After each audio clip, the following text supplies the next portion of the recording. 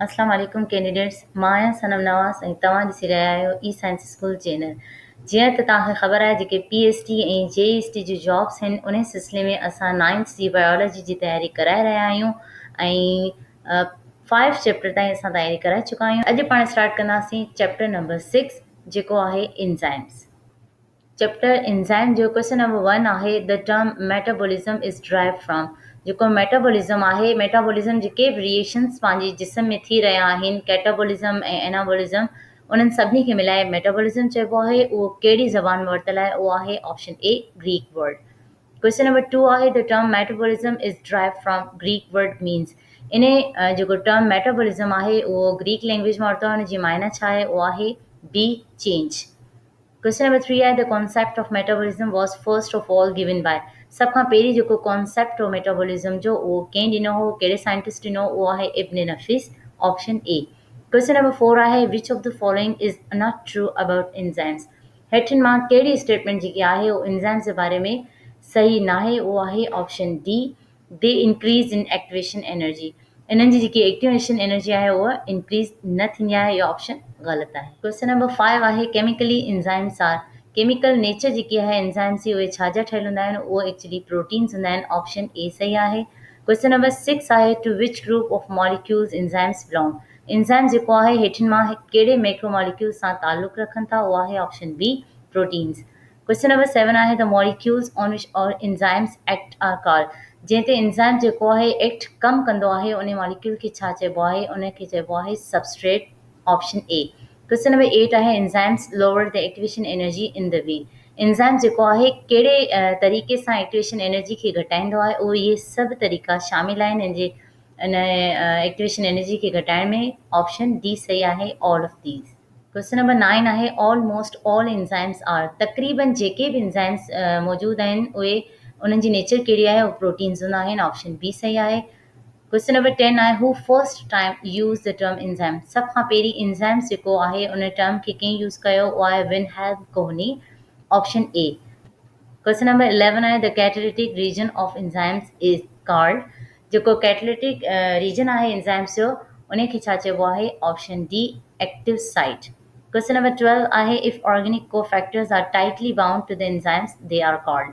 जेकॾहिं को organic factor enzymes सां टाइटली बाउंड थी वेंदो आहे त उन रीजन खे छा चइबो आहे? Prosthetic group, option B. Question number 13 आहे if the organic cofactors are loosely attach with enzymes they are called. जेकॾहिं लूजली बिल्कुलु अटैच हुजे कोफैक्टर्स त उन वक़्तु एंजाइम्स खे छा चइबो आहे? ऑप्शन ए को एंजाइम्स। क्वेश्चन नंबर 14 आहे which one is an organic cofactors. हेठिन मां कहिड़ा जेके आहिनि उहे ऑर्गेनिक फैक्टर्स आहिनि? उहे फ्लेविन ऐं हेम ॿई आहिनि, ऑप्शन सी सही आहे।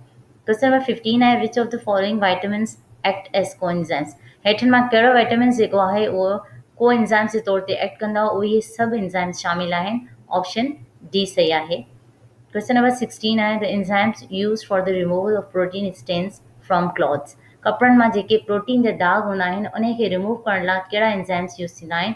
Option A protease. Question number 17 आहे which enzymes are used in dish washing to remove resistant starch residue. जेके स्टार्च या रेसिड्यू रही वेंदा आहिनि इन्हनि थान में उनखे वॉश करण लाइ कहिड़ो एंजाइम यूज़ थींदो आहे? Option B amylase. Question number 18 आहे the optimum temperature for the maximum working speed of human enzyme is. इंसाननि जी एंजाइम जी जेकी मैक्सिमम वर्किंग स्पीड आहे उनजो ऑप्टिमम टेम्परेचर कहिड़ो आहे? उहो आहे 37 डिग्री सी।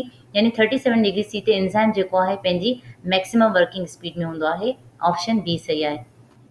क्वेश्चन नंबर 19 आहे when there is an increase in temperature the rate of enzyme catalyse reaction.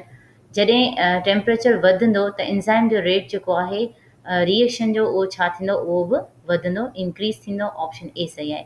Question number 20 आहे the number of discovered enzymes so far. हेसि ताईं जेतिरा बि एंजाइम्स डिस्कवर थिया आहिनि उहे केतिरा नंबर में आहिनि? उहो आहे ऑप्शन सी 2000। क्वेश्चन नंबर 21 आहे हू propose induced fit model. Induce fit model आहे उहो कंहिं प्रपोज कयो हो? कहिड़े साइंटिस्ट ॿुधायो? उहो आहे option D Daniel Koshland. Question number 22 आहे which of the following is not true about induce fit model. हेठिन मां कहिड़ी स्टेटमेंट जेकी आहे उहो इंड्यूस फिट मॉडल जे बारे में सही न आहे? उहो आहे option A this model explain specificity of enzymes. इहो ऑप्शन इहो जेकी स्टेटमेंट आहे उहो सही न आहे एंजाइम्स जे बारे में। क्वेश्चन नंबर 23 आहे starch is broken down by an enzymes called. Starch जेको आहे उहो कहिड़े एंजाइम उन जी तोड़फोड़ जेकी थींदी आहे उहो कहिड़ो एंजाइम कंदो आहे, उहो आहे option C amylase. Question number 24 आहे the enzymes that act on lipid. Lipid ते जेको एंजाइम एक्ट कंदो आहे, कमु कंदो आहे, उन एंजाइम्स खे छा चइबो आहे, उहो आहे option B lipase. Question number 25 आहे the peptide bonds in proteins are broken down by. Protein में जेको पेप्टाइड बॉन्ड आहे उनखे कहिड़ो एंजाइम जेके आहे उनजी तोड़फोड़ कंदो आहे, उहो आहे ऑप्शन ए प्रोटीएज। कैंडिडेट इहे हुआ अहम सवाल chapter number 6 9th C biology जा। इंशाल्लाह नेक्स्ट लेक्चर में पाण कंदासीं chapter number 7। Thanks for watching.